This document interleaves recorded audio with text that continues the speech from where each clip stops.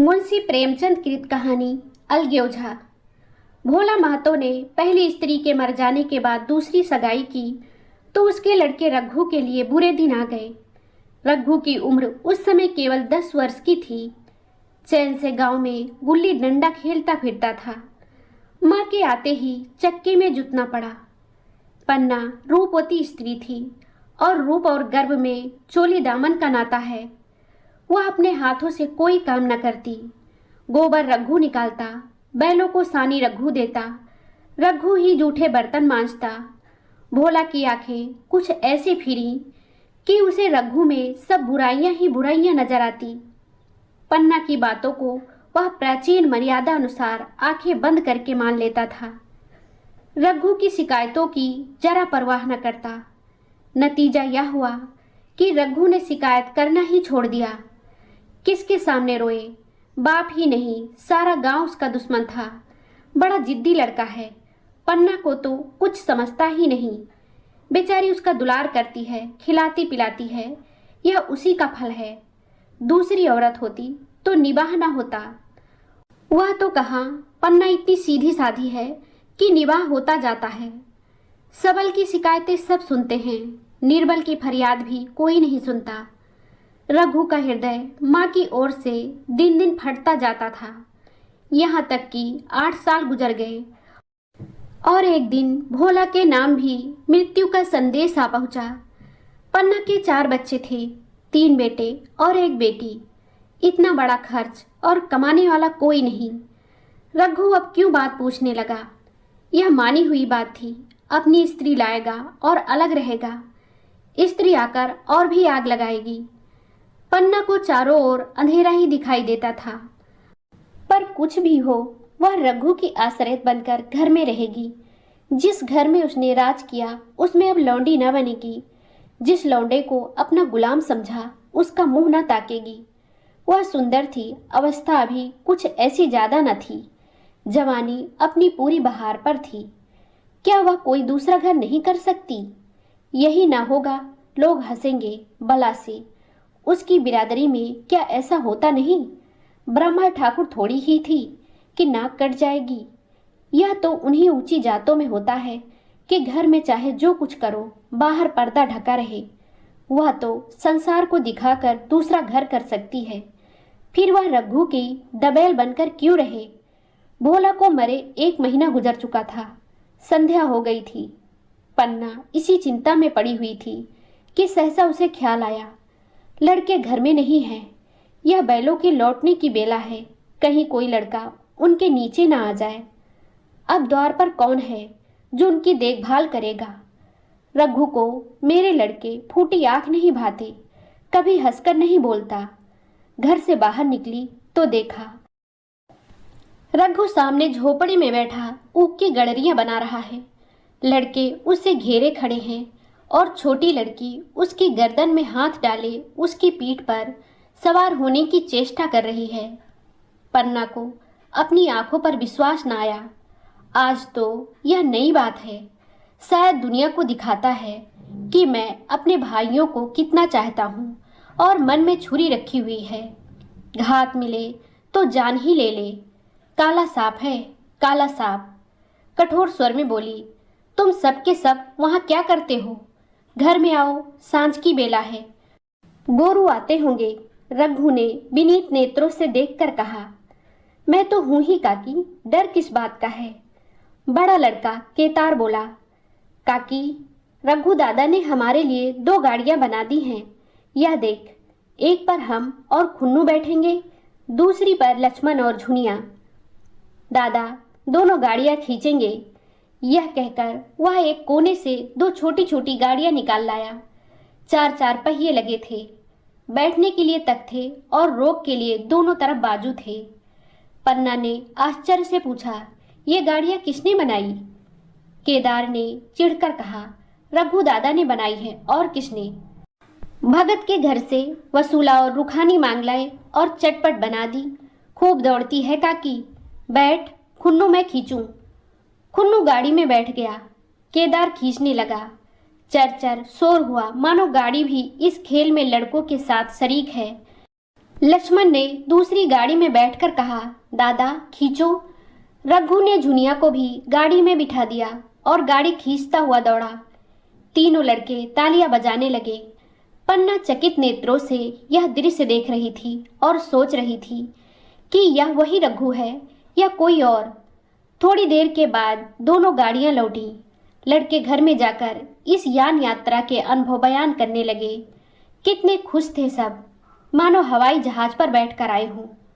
खुन्नू ने कहा, काकी सब पेड़ दौड़ रहे थे। लक्ष्मण, और बछिया कैसी भागी? सब की सब दौड़ी। केदार, काकी रघु दादा दोनों गाड़ियां एक साथ खींच ले जाते हैं।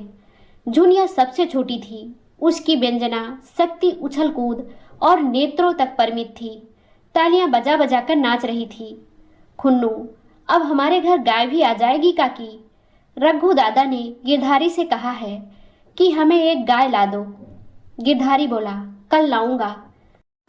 केदार, 3 सेर दूध देती है काकी, खूब दूध पिएंगे। इतने में रघु भी अंदर आ गया। पन्ना ने अवहेलना की दृष्टि से देखकर पूछा, क्यों रघु, तुमने गिरधारी से कोई गाय मांगी है? रघु ने क्षमा प्रार्थना के भाव से कहा, हाँ मांगी तो है, कल लाएगा। पन्ना, रुपए किसके घर से आएंगे यह भी सोचा है? रघु, सब सोच लिया है काकी। मेरी यह मोहर नहीं है। इसके 25 रुपये मिल रहे हैं। 5 रुपये बछिया के मुझा दे दूंगा, बस गाय अपनी हो जाएगी। पन्ना सन्नाटे में आ गई।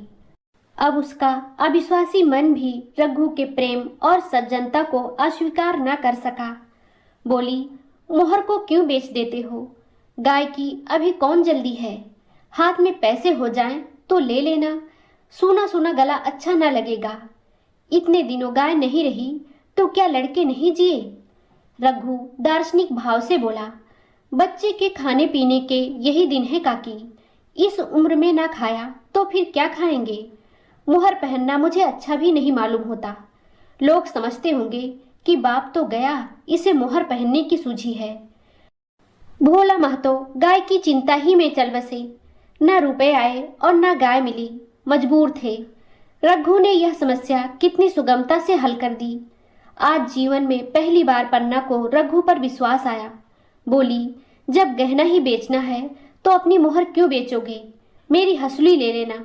रघु, नहीं काकी, वह तुम्हारे गले में बहुत अच्छी लगती है। मर्दों का क्या, मोहर पहने या ना पहने। पन्ना, चल, मैं बूढ़ी हुई, अब हंसुली पहनकर क्या करना है? तू अभी लड़का है, तेरा गला अच्छा ना लगेगा। रघु मुस्कुराकर बोला, तुम अभी से कैसे बूढ़ी हो गई? गांव में है कौन तुम्हारे बराबर? रघु की सरल आलोचना ने पन्ना को लज्जित कर दिया। उसके रूखे मुरझाए मुख पर प्रसन्नता की लाली दौड़ गई। 5 साल गुजर गए। रघु का सा मेहनती ईमानदार, बात का धनी दूसरा किसान गांव में ना था। पन्ना की इच्छा के बिना कोई काम न करता। उसकी उम्र अब 23 साल की हो गई थी। पन्ना बार बार कहती, भैया बहू को विदा करा लाओ। कब तक नेह में पड़ी रहेगी? सब लोग मुझी को बदनाम करते हैं कि यही बहू को नहीं आने देती। मगर रघु टाल देता था, कहता कि अभी जल्दी क्या है। उसे अपनी स्त्री के रंग ढंग का कुछ परिचय दूसरों से मिल चुका था। ऐसी औरत को घर में लाकर वह अपनी शांति में बाधा नहीं डालना चाहता था। आखिर एक दिन पन्ना ने जिद करके कहा, तो तुम ना लाओगे? कह दिया कि अभी कोई जल्दी नहीं। तुम्हारे लिए जल्दी ना होगी, मेरे लिए तो जल्दी है। मैं आज आदमी भेजती हूँ। पछताओगी काकी, उसका मिजाज अच्छा नहीं है तुम्हारी बला से। जब मैं उससे बोलूँगी ही नहीं तो क्या वह हवा से लड़ेगी?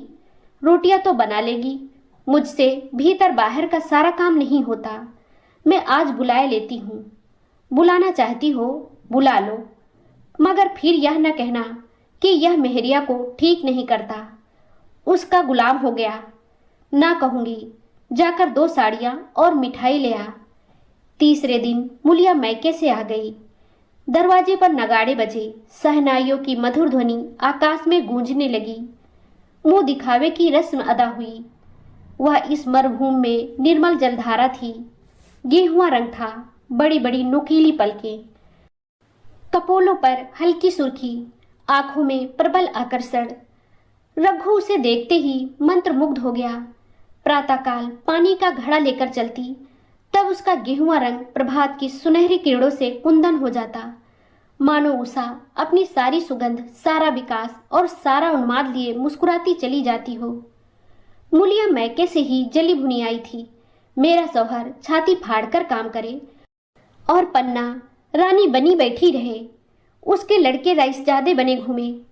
मूलिया से यह बर्दाश्त न होगा। वह किसी की गुलामी ना करेगी। अपने लड़के तो अपने होते ही नहीं, भाई किसके होते हैं? जब तक पर नहीं निकलते हैं, रघु को घेरे हुए हैं। ज्यों ही जरा सयाने हुए पर झाड़कर निकल जाएंगे, बात भी ना पूछेंगे। एक दिन उसने रघु से कहा, तुम्हें इस तरह गुलामी करनी हो तो करो, मुझसे ना होगी। रघु, तो फिर क्या करूं, तू ही बता। लड़के तो अभी घर का काम करने लायक भी नहीं है। मूलिया, लड़के रावत के हैं, कुछ तुम्हारे नहीं हैं। यही पन्ना है जो तुम्हें दाने दाने को तरसाती थी। सब सुन चुकी हूं। मैं लौंडी बनकर ना रहूंगी। रुपए पैसे का मुझे हिसाब नहीं मिलता। ना जाने तुम क्या लाते हो और वह क्या करती है। तुम समझते हो रुपये घर ही में तो है, मगर देख लेना तुम्हें जो एक फूटी कौड़ी भी मिले। रघु, रुपए पैसे तेरे हाथ में देने लगूं तो दुनिया क्या कहेगी, यह तो सोच। मूलिया, दुनिया जो चाहे कहे, दुनिया के हाथों बिकी नहीं हूं। देख लेना, भाड़ लीप कर हाथ काला ही रहेगा। फिर तुम अपने भाइयों के लिए मरो, मैं क्यों मरूं? रघु ने कुछ जवाब न दिया। उसे जिस बात का भय था वह इतनी जल्दी सिर आ पड़ी। अब अगर उसने बहुत तत्थो थम्भो किया तो साल 6 महीने और काम चलेगा। बस आगे यह डोंगा चलता नजर नहीं आता। बकरे की माँ तब तक खैर मनाएगी। एक दिन पन्ना ने महुए का सुखावन डाला। बरसात शुरू हो गई थी। बखार में अनाज गीला हो रहा था। मूलिया से बोली, बहू जरा देखती रहना, मैं तालाब से नहा आऊं। मूलिया ने लापरवाही से कहा, मुझे नींद आ रही है, तुम बैठकर देखो। एक दिन न नहाओगी तो क्या होगा? पन्ना ने साड़ी उतार कर रख दी, नहाने ना गई।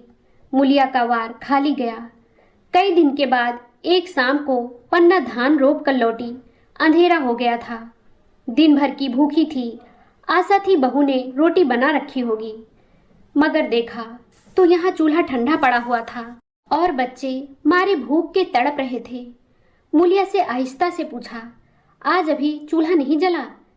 केदार ने कहा, आज दोपहर को भी चूल्हा नहीं जला काकी। भाभी ने कुछ बनाया ही नहीं। पन्ना, तो तुम लोगों ने खाया क्या?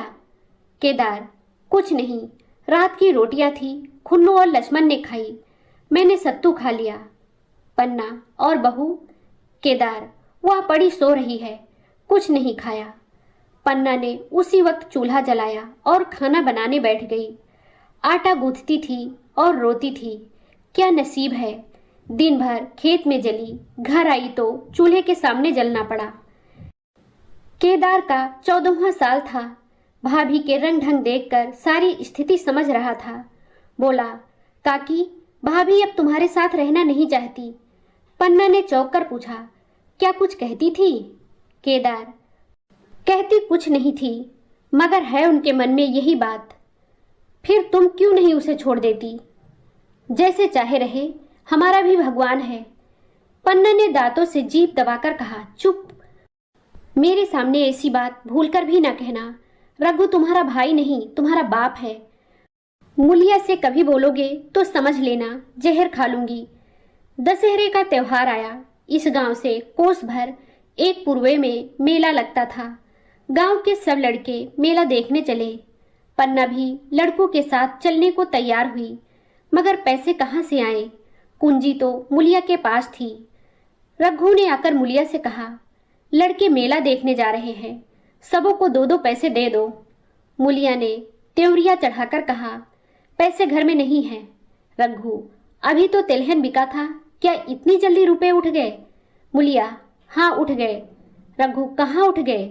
जरा सुनो, आज त्योहार के दिन लड़के मेला देखने न जाएंगे? मूलिया, अपनी काकी से कहो पैसे निकालें, गाड़ कर क्या करेंगी? खूंटी पर कुंजी हाथ पकड़ लिया और बोली, कुंजी मुझे दे दो, नहीं तो ठीक ना होगा। खाने पहनने को भी चाहिए, कागज किताब को भी चाहिए, उस पर मेला देखने को भी चाहिए। हमारी कमाई इसलिए नहीं है कि दूसरे खाएं और मूछों पर ताव दें। पन्ना ने रघु से कहा, भैया पैसे क्या होंगे, लड़के मेला देखने न जाएंगे। रघु ने झिड़क कर कहा, मेला देखने क्यों न जाएंगे, सारा गांव जा रहा है, हमारे ही लड़के न जाएंगे। यह कहकर रघु ने अपना हाथ छुड़ा लिया और पैसे निकालकर लड़कों को दे दिए। मगर कुंजी जब मुलिया को देने लगा तब उसने उसे आंगन में फेंक दिया और मुंह लपेटकर लेट गई। लड़के मेला देखने ना गए। इसके बाद 2 दिन गुजर गए। मुलिया ने कुछ नहीं खाया और पन्ना भी भूखी रही। रघु कभी इसे मनाता कभी उसे, पर न यह उठती न वह। आखिर रघु ने हैरान होकर मुलिया से पूछा, कुछ मुंह से तो कह, चाहती क्या है। मुलिया ने धरती को संबोधित करके कहा, मैं कुछ नहीं चाहती, मुझे मेरे घर पहुंचा दो। रघु, अच्छा उठ, बना खा, पहुंचा दूंगा। मुलिया ने रघु की ओर आंख उठाई। रघु उसकी सूरत देखकर डर गया। वह माधुर्य, वह मोहकता, वह लावण्य गायब हो गया था। दांत निकल रहे थे। अंगारे किसी लाल आंखों से देखकर बोली, अच्छा तो काकी ने यह सलाह दी है, यह मंत्र पढ़ाया है, तो यहाँ ऐसे कच्ची नहीं हूं, तुम दोनों की छाती पर मूंग डलूंगी। हो किस फेर में। रघु, अच्छा तो मूंग ही दल लेना, कुछ खा पी लेगी तभी तो मूंग दल सकेगी। मुलिया, अब तो तभी मुंह में पानी डालूंगी जब घर अलग हो जाएगा, बहुत झेल चुकी, अब नहीं झेला जाता। रघु सन्नाटे में आ गया। एक दिन तक उसके मुंह से आवाज ही न निकली। अलग होने की उसने स्वप्न में भी कल्पना न की थी। उसने गांव में 2-4 परिवारों को अलग होते देखा था। वह खूब जानता था, रोटी के साथ लोगों के हृदय भी अलग हो जाते हैं, अपने हमेशा के लिए गैर हो जाते हैं, फिर उनमें वही नाता रह जाता है जो गांव के आदमियों में। रघु ने मन में ठान लिया था कि इस विपत्ति को घर में ना आने दूंगा, मगर होनहार के सामने उसकी एक न चली। आह, मेरे मुंह में कालिख लगेगी, दुनिया यही कहेगी कि बाप के मर जाने पर 10 साल भी एक में निबाह न हो सका। फिर किससे अलग हो जाऊं, जिनको गोद में खिलाया, जिनको बच्चों की तरह पाला, जिनके लिए तरह तरह के कष्ट झेले, उन्हीं से अलग हो जाऊं, अपने प्यारों को घर से निकाल बाहर करूं। उसका गला फंस गया। कांपते हुए स्वर में बोला, तू क्या चाहती है कि मैं अपने भाइयों से अलग हो जाऊं? भला सोच तो, कहीं मुंह दिखाने लायक रहूंगा? मुलिया, तो मेरा इन लोगों के साथ निबाह ना होगा। रघु, तो तू अलग हो जा, मुझे अपने साथ क्यों घसीटती है? मुलिया, तो मुझे क्या तुम्हारे घर में मिठाई मिलती है, मेरे लिए क्या संसार में जगह नहीं है? रघु, तेरी जैसी मर्जी, जहां चाहे रह, मैं अपने घर वालों से अलग नहीं हो सकता। जिस दिन इस घर में 2 चूल्हे जलेंगे उस दिन मेरे कलेजे के 2 टुकड़े हो जाएंगे। मैं यह चोट नहीं सह सकता। तुझे जो तकलीफ हो वह मैं दूर कर सकता हूँ। माल असबाब की मालकिन तू ही है, अनाज पानी तेरे ही हाथ है, अब रह क्या गया है? अगर कुछ काम धंधा करना नहीं चाहती मत कर। भगवान ने मुझे समाई दी होती तो मैं तुझे तिनका तक उठाने न देता। तेरे यह सुकुमार हाथ पांव मेहनत मजदूरी करने के लिए बनाए ही नहीं गए हैं, मगर क्या करूं, अपना कुछ बस ही नहीं है। फिर भी तेरा जी, कोई काम करने को ना कहे मत कर, मगर मुझसे अलग होने को ना कहा, तेरे पैरों पड़ता हूँ। मुलिया ने सिर से आंचल खिसकाया और जरा समीप आकर बोली, मैं काम करने से नहीं डरती, न बैठे बैठे खाना चाहती हूँ, मगर मुझसे किसी की धौंस नहीं सही जाती। तुम्हारी ही काकी घर का काम काज करती हैं तो अपने लिए करती हैं, अपने बाल बच्चों के लिए करती हैं, मुझ पर कुछ एहसान नहीं करती, फिर मुझ पर धौंस क्यों जमाती हैं? उन्हें अपने बच्चे प्यारे होंगे, मुझे तो तुम्हारा आसरा है। मैं अपनी आंखों से यह नहीं देख सकती कि सारा घर तो चैन करे, जरा जरा से बच्चे तो दूध पिए, और जिसके बलबूते पर गृहस्थी बनी हुई है वह मट्ठे को तरसे, कोई उसका पूछने वाला ना हो। जरा अपना मुंह तो देखो, कैसी सूरत निकल आई है। औरों के तो 4 बरस में अपने पट्टे तैयार हो जाएंगे, तुम तो 10 साल में खाट पर पड़ जाओगे। बैठ जाओ, खड़े क्यों हो? क्या मारकर भागोगे?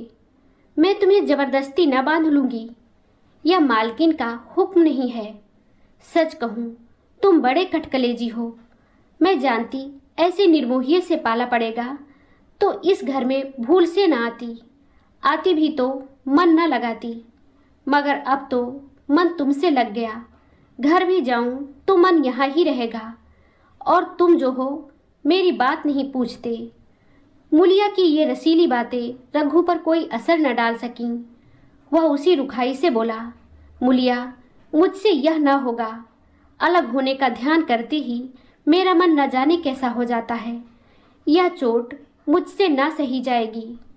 मुलिया ने परिहास करके कहा, तो चूड़ियाँ पहनकर अंदर बैठो ना, लाओ मैं मुझे लगा लूं। मैं तो समझती थी कि तुम में भी कुछ कल बल है, अब देखती हूँ तो निरे मिट्टी के लौंदे हो। पन्ना दलान में खड़ी दोनों की बातचीत सुन रही थी। अब उससे ना रहा गया, सामने आकर रघु से बोली, जब वह अलग होने पर तुली हुई है, फिर तुम क्यों उसे जबरदस्ती मिलाए रखना चाहते हो? तुम उसे लेकर रहो, हमारे भगवान ने निभा दिया तो अब क्या डर। अब तो भगवान की दया से तीनों लड़के सयाने हो गए हैं, अब कोई चिंता नहीं। रघु ने आंसू भरी आंखों से पन्ना को देखकर कहा, काकी तू भी पागल हो गई है क्या? जानती नहीं, 2 रोटियां होते ही 2 मन हो जाते हैं। पन्ना, जब वह मानती ही नहीं तब तुम क्या करोगे? भगवान की मर्जी होगी तो कोई क्या करेगा। परालब्ध में जितने दिन एक साथ रहना लिखा था उतने दिन रहे, अब उसकी यही मर्जी है तो यही सही। तुमने मेरे बाल बच्चों के लिए जो किया वह भूल नहीं सकती।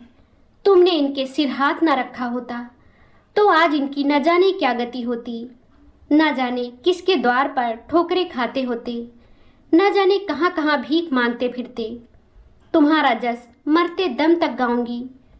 अगर मेरी खाल तुम्हारे जूते बनाने के काम आते तो खुशी से दे दूं, चाहे तुमसे अलग हो जाऊं, पर जिस घड़ी पुकारोगे कुत्ते की तरह दौड़ी आऊंगी। यह भूल कर भी न सोचना कि तुमसे अलग होकर मैं तुम्हारा बुरा चेतूंगी। जिस दिन तुम्हारा अनभल मेरे मन में आएगा उसी दिन विष खाकर मर जाऊंगी। भगवान करे तुम दूधो नहाओ पूतो फलो। मरते दम तक यही आशीष मेरे रोए रोए से निकलती रहेगी। और अगर लड़के भी अपने बाप के हैं तो मरते दम तक तुम्हारा पोस मानेंगे। यह कहकर पन्ना रोती हुई वहां से चली गई। रघु वही मूर्ति की तरह बैठा रहा। आसमान की ओर टकटकी लगी थी और आंखों से आंसू बह रहे थे। पन्ना की बातें सुनकर मुलिया समझ गई कि अपनी पौ बारा है। चटपट उठी, घर में झाड़ू लगाई, चूल्हा जलाया और कुएं से पानी लाने चली। उसकी टेक पूरी हो गई थी। गांव में स्त्रियों के 2 दल होते हैं, एक बहुओं का, दूसरा सासों का। बहुएं सलाह और सहानुभूति के लिए अपने दल में जाती हैं, सासें अपने में। दोनों की पंचायतें अलग होती हैं। मुलिया को कुएं पर 2-3 बहुएं मिल गईं। एक से पूछा, आज तो तुम्हारी बुढ़िया बहुत रोध हो रही थी। मुलिया ने विजय के गर्व से कहा, इतने दिनों से घर की मालकिन बनी हुई है, राजपाट छोड़ते किसे अच्छा लगता है। बहन, मैं उनका बुरा नहीं चाहती, लेकिन एक आदमी की कमाई में कहाँ तक बरकत होगी। मेरे भी तो यही खाने पीने पहनने ओढ़ने के दिन हैं। अभी उनके पीछे मरो, फिर बाल बच्चे हो जाएं, उनके पीछे मरो, सारी जिंदगी रोते ही कट जाएगी। एक बहू, बुढ़िया यही चाहती है कि यह सब जन्म भर लौंडी बनी रहे, मोटा झोटा खाएं और पड़ी रहें। दूसरी बहू, किस भरोसे पर कोई मरे, अपने लड़के तो बात नहीं पूछे, पराए लड़कों का क्या भरोसा। कल इनके हाथ पैर हो जाएंगे, फिर कौन पूछता है। अपनी अपनी मेहरियों का मुंह देखेंगे। पहले ही से फटकार देना अच्छा है, फिर तो कोई कलंक ना होगा। मुलिया पानी लेकर गई, खाना बनाया और रघु से बोली, जाओ नहाओ, रोटी तैयार है।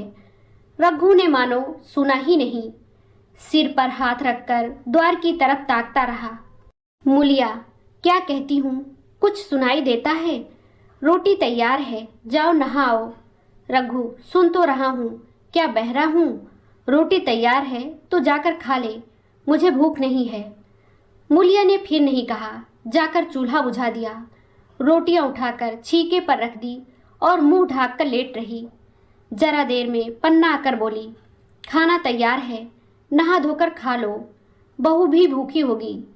रघु ने झुलझुला कर कहा, काकी तू घर में रहने देगी कि मुंह में कालिख लगाकर कहीं निकल जाऊं?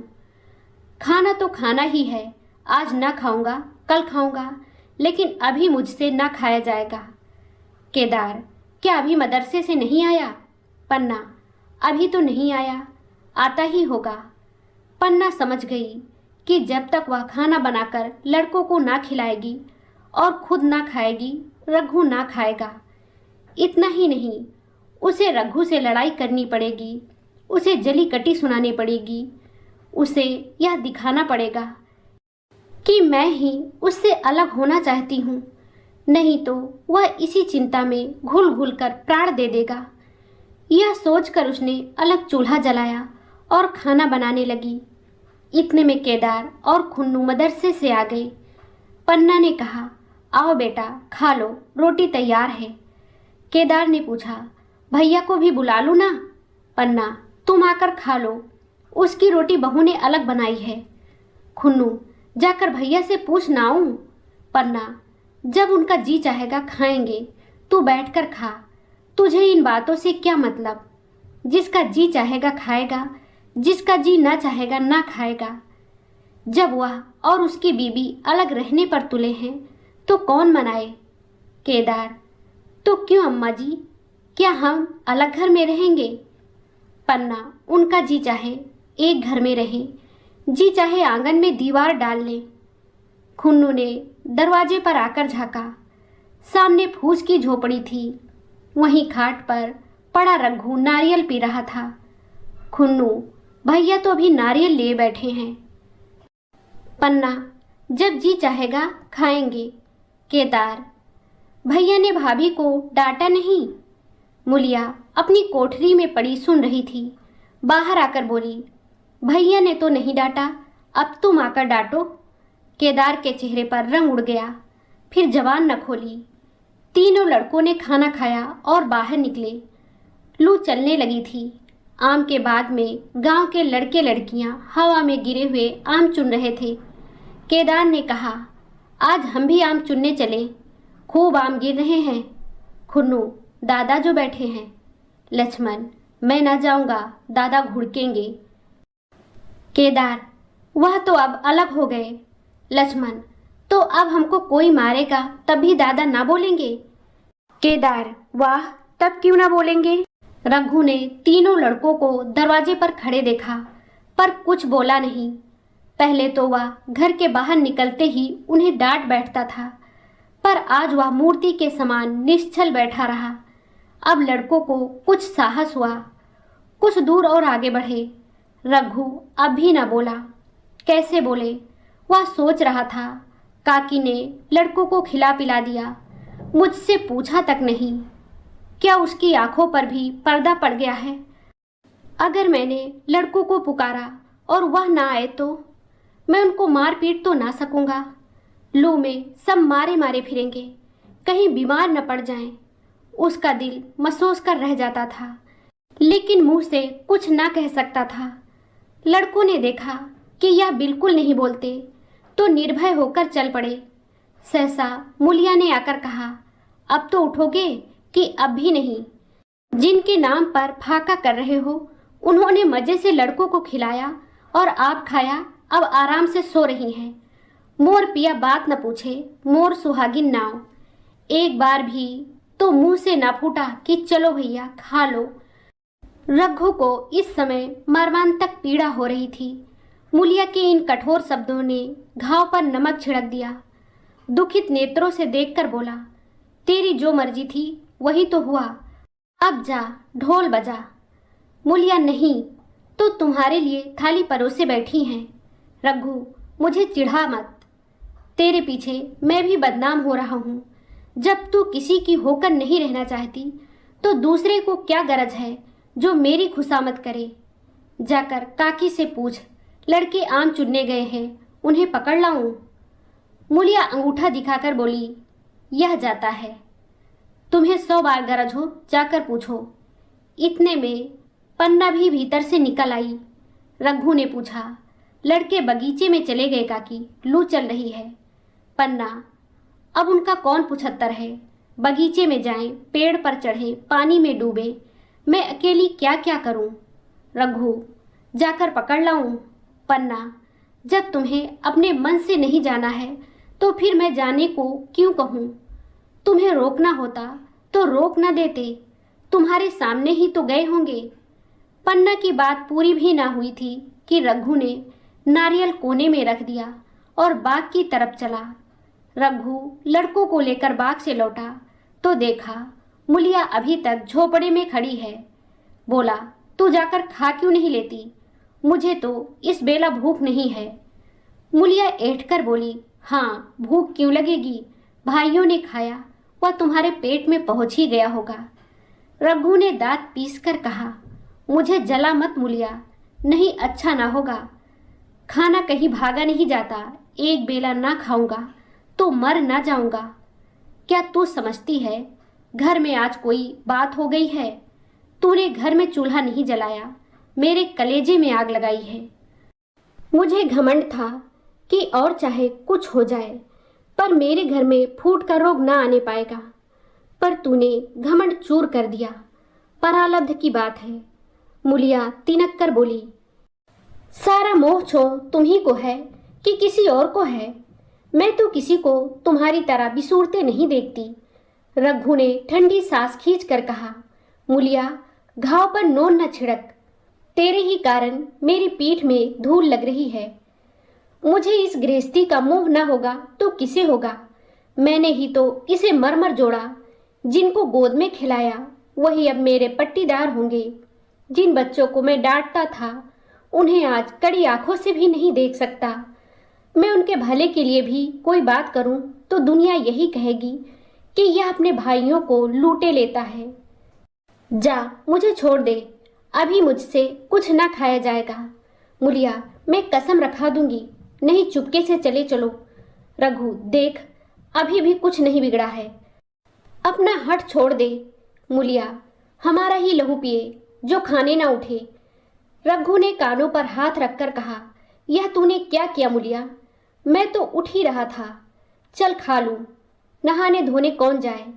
लेकिन इतनी कह देता हूं कि चाहे 4 की जगह 6 रोटियां खा जाऊं, चाहे तू मुझे घी के मटके ही में डुबा दे, पर यह दाग मेरे दिल से ना मिटेगा। मूलिया, दाग साग सब मिट जाएगा, पहले सबको ऐसा ही लगता है। देखते नहीं हो उधर कैसे चैन की बंसी बज रही है। वह तो मना ही रही थी कि किसी तरह यह सब अलग हो जाए। अब वह पहले किसी चांदी तो नहीं है कि जो कुछ घर में आवे सब गायब। अब क्यों हमारे साथ रहने लगी? रघु ने आहत स्वर में कहा, इसी बात का तो मुझे गम है। काकी से मुझे ऐसी आशा न थी। रघु खाने बैठा तो कौर विष के घूंट सा लगता था। जान पड़ता था रोटियां भूसी की हैं, दाल पानी सी लगती, पानी कंठ से नीचे न उतरता था। दूध की तरफ देखा तक नहीं, 2-4 ग्रास खाकर उठाया जैसे किसी प्रियजन के श्राद्ध का भोजन हो। रात का भोजन भी उसने इसी तरह किया। भोजन क्या किया, कसम पूरी की। रात भर उसका चित्त उद्विग्न रहा। एक अज्ञात शंका उसके मन पर छाई हुई थी, जैसे भोला महतो द्वार पर बैठा रो रहा हो। वह कई बार चौंक कर उठा। ऐसा जान पड़ा भोला उसकी ओर तिरस्कार की आंखों से देख रहा है। वह दोनों जून भोजन करता था, पर जैसे शत्रु के घर। भोला की शोक मग्न मूर्ति आंखों से ना उतरती थी।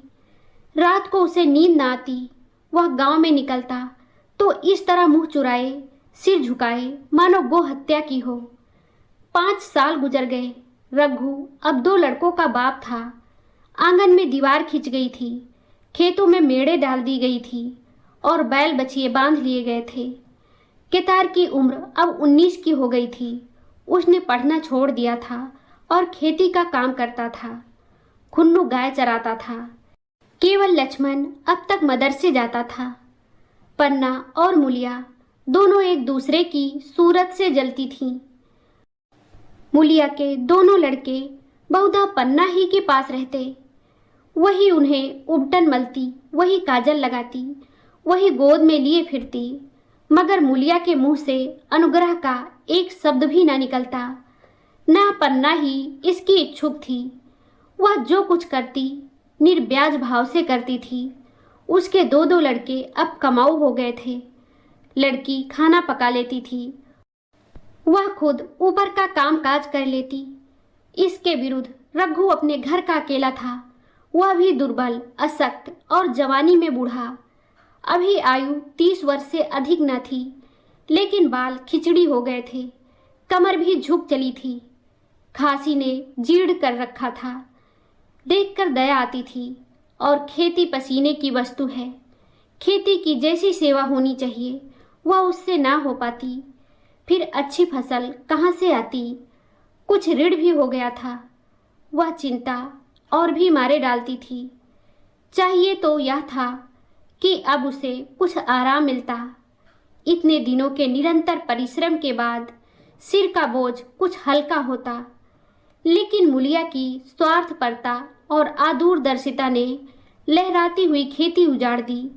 अगर सब एक साथ रहते तो वह अब तक पेंशन पा जाता। मजे में द्वार पर बैठा हुआ नारियल पीता। भाई काम करते, वह सलाह देता।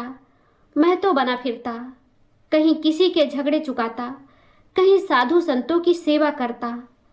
वह अवसर हाथ से निकल गया। अब तो चिंता भार दिन दिन बढ़ता जाता था। आखिर उसे धीमा धीमा ज्वर रहने लगा। हृदय सूल, चिंता, कड़ा परिश्रम और अभाव का यही पुरस्कार है। पहले कुछ परवाह न की, समझा आप ही आप अच्छा हो जाएगा। मगर कमजोरी बढ़ने लगी तो दवा की फिक्र हुई। जिसने जो बता दिया खा लिया। डॉक्टरों और वैद्यों के पास जाने की सामर्थ्य कहाँ? और सामर्थ्य भी होती तो रुपए खर्च कर देने के सिवा और नतीजा ही क्या था?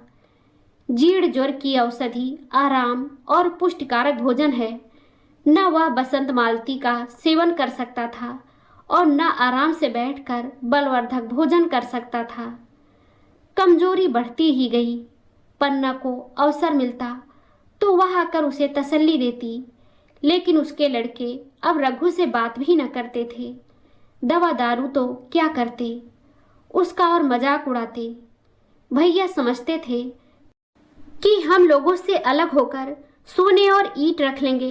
भाभी भी समझती थी सोने से लद जाऊंगी। अब देखें कौन पूछता है। सिसक सिसक कर ना मरे तो कह देना। बहुत हाय हाय भी अच्छी नहीं होती। आदमी उतना काम करे जितना हो सके, यह नहीं कि रुपए के लिए जान दे दे। पन्ना कहती, रघु बेचारे का कौन दोष है? केदार कहता, चल मैं खूब समझता हूँ। भैया की जगह मैं होता तो डंडे से बात करता। मजाक थी कि औरत यूं जिद करती। यह सब भैया की चाल थी, सब सधी बधी बात थी। आखिर एक दिन रघु का टिमटिमाता हुआ जीवन दीपक बुझ गया। मौत ने सारी चिंताओं का अंत कर दिया। अंत समय उसने केदार को बुलाया था, पर केदार को ऊख में पानी देना था। डरा कहीं दवा के लिए न भेज दे।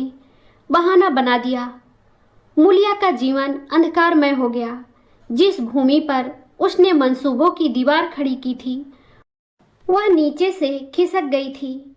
जिस खूंटे के बल पर वह उछल रही थी वह उखड़ गया था। गांव वालों ने कहना शुरू किया, ईश्वर ने कैसा तत्काल दंड दिया। बेचारी मारे लाज के अपने दोनों बच्चों को लिए रोया करती। गांव में किसी को मुंह दिखाने का साहस न होता। प्रत्येक प्राणी उससे यह कहता हुआ मालूम होता था, मारे घमंड के धरती पर पांव न रखती थी। आखिर सजा मिल गई कि नहीं? अब इस घर में कैसे निर्वाह होगा? वह किसके सहारे रहेगी, किसके बल पर खेती होगी। बेचारा रघु बीमार था, दुर्बल था, पर जब तक जीता रहा अपना काम करता रहा। मारे कमजोरी के कभी कभी सिर पकड़कर बैठ जाता और जरा दम लेकर फिर हाथ चलाने लगता था। सारी खेती तहस नहस हो रही थी, उसे कौन संभालेगा। अनाज की डाठें खलिहान में पड़ी थी, ऊख अलग सूख रही थी। वह अकेली क्या क्या करेगी। फिर सिंचाई अकेले आदमी का तो काम नहीं, 3-3 मजदूरों को कहाँ से लाए। गांव में मजदूर थे ही कितने। आदमियों के लिए खींचातानी हो रही थी, क्या करे क्या ना करे। इस तरह 13 दिन बीत गए। क्रियाकर्म से छुट्टी मिली। दूसरे ही दिन सवेरे मूलिया ने दोनों बालकों को गोद में उठाया और अनाज मारने चली। खलिहान में पहुंचकर उसने एक को तो पेड़ के नीचे घास के नर्म बिस्तर पर सुला दिया और दूसरे को वहीं बैठाकर अनाज मारने लगी। बैलों को हाँकती थी और रोती थी। क्या इसीलिए भगवान ने उसको जन्म दिया था। देखते देखते क्या से क्या हो गया। इन्हीं दिनों पिछले साल भी अनाज मारा गया था। वह रघु के लिए लोटे में शरबत और मटर की घुघरी लेकर आई थी। आज कोई उसके आगे है न पीछे, लेकिन किसी की लौंडी तो नहीं हूँ। उसे अलग होने का अभी पछतावा न था। एकाएक छोटे बच्चे का रोना सुनकर उसने उधर ताका तो बड़ा लड़का उसे चुमकार कर कह रहा था, भैया चुप रहो चुप रहो। धीरे धीरे उसके मुंह पर हाथ फेरता था और चुप कराने के लिए विकल था। जब बच्चा किसी तरह ना चुप हुआ तो वह खुद उसके पास लेट गया और उसे छाती से लगाकर प्यार करने लगा। मगर जब यह प्रयत्न भी सफल ना हुआ तो वह रोने लगा। उसी समय पन्ना दौड़ी आई और छोटे बालक को गोद में उठाकर प्यार करती हुई बोली, लड़कों को मुझे क्यों ना दे आई बहू। हाय हाय, बेचारा धरती पर पड़ा लौट रहा है। जब मैं मर जाऊं तो जो चाहे करना, अभी तो जीती हूँ। अलग हो जाने से बच्चे तो नहीं अलग हो गए। मूलिया ने कहा, तुम्हें भी तो छुट्टी नहीं थी अम्मा, क्या करती। पन्ना, तो तुझे यहाँ आने की ऐसी क्या जल्दी थी, ठाठ मार न जाती। 3-3 लड़के तो हैं और किस दिन काम आएंगे। केदार तो कल ही मारने को कह रहा था, पर मैंने कहा पहले ऊख में पानी दे लो फिर अनाज मारना। मड़ाई तो 10 दिन बाद भी हो सकती है। ऊख की सिंचाई ना हुई तो सूख जाएगी। कल से पानी चढ़ा हुआ है, परसों तक खेत पुर जाएगा, तब मड़ाई हो जाएगी। तुझे विश्वास ना आएगा, जब से भैया मरे हैं केदार को बड़ी चिंता हो गई है। दिन में 100 बार पूछता है, भाभी बहुत रोती तो नहीं है। देख, लड़के भूखे तो नहीं हैं। कोई लड़का रोता है तो दौड़ा आता है, देख अम्मा क्या हुआ, बच्चा क्यों रोता है। कल रोकर बोला, अम्मा मैं जानता कि भैया इतनी जल्दी चले जाएंगे तो उनकी कुछ सेवा कर लेता। कहाँ जगाए जगाए उठता था, अब देखती हो पहर रात से उठकर काम में लग जाता है। खुन्नू कल जरा सा बोला, पहले हम अपनी ऊख में पानी दे देंगे तब भैया की ऊख में देंगे। इस पर केदार ने ऐसा डांटा कि खुन्नू के मुंह से फिर बात न निकली। बोला, कैसी तुम्हारी और कैसी हमारी ऊख। भैया ने जिला ना लिया होता तो आज या तो मर गए होते या कहीं भीख मांगते होते। आज तुम बड़े ऊख वाले बने हो। यह उन्हीं का पुण्य प्रताप है कि आज भले आदमी बने बैठे हो। परसों रोटी खाने को बुलाने गई तो मड़ैया में बैठा रो रहा था। पूछा क्यों रोता है तो बोला, अम्मा भैया इसी अलग्योज के दुख से मर गए, नहीं अभी उनकी उम्र ही क्या थी।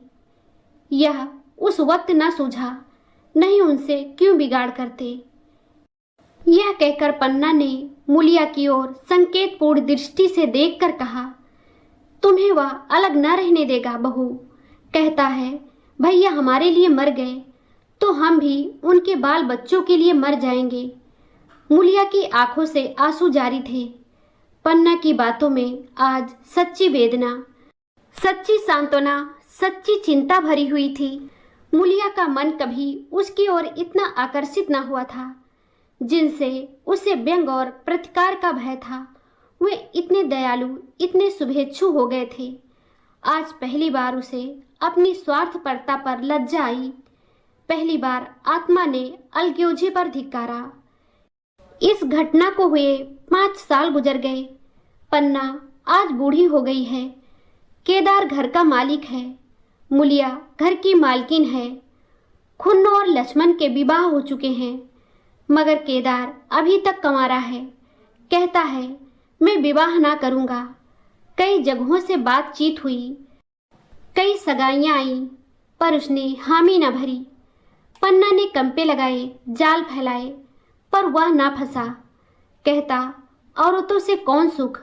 मेहरिया घर में आई और आदमी का मिजाज बदला। फिर जो कुछ है वह मेहरिया है। माँ बाप, भाई बंधु सब पराए हैं। जब भैया जैसे आदमी का मिजाज बदल गया तो फिर दूसरों की क्या गिनती। 2 लड़के भगवान के दिए हैं और क्या चाहिए। बिना ब्याह किए 2 बेटे मिल गए, इससे बढ़कर और क्या होगा। जिसे अपना समझो वह अपना है, जिसे गैर समझो वह गैर है। एक दिन पन्ना ने कहा, तेरा वंश कैसे चलेगा केदार। मेरा वंश तो चल रहा है। दोनों लड़कों को अपना ही समझता हूँ। पन्ना, समझने ही पर है तो तू मूलिया को भी अपनी मेहरिया समझता होगा। केदार ने झेपते हुए कहा, तुम तो गाली देती हो माँ। पन्ना, गाली कैसी, तेरी भाभी ही तो है। केदार, मेरे जैसे लठ गंवार को वह क्यों पूछने लगी।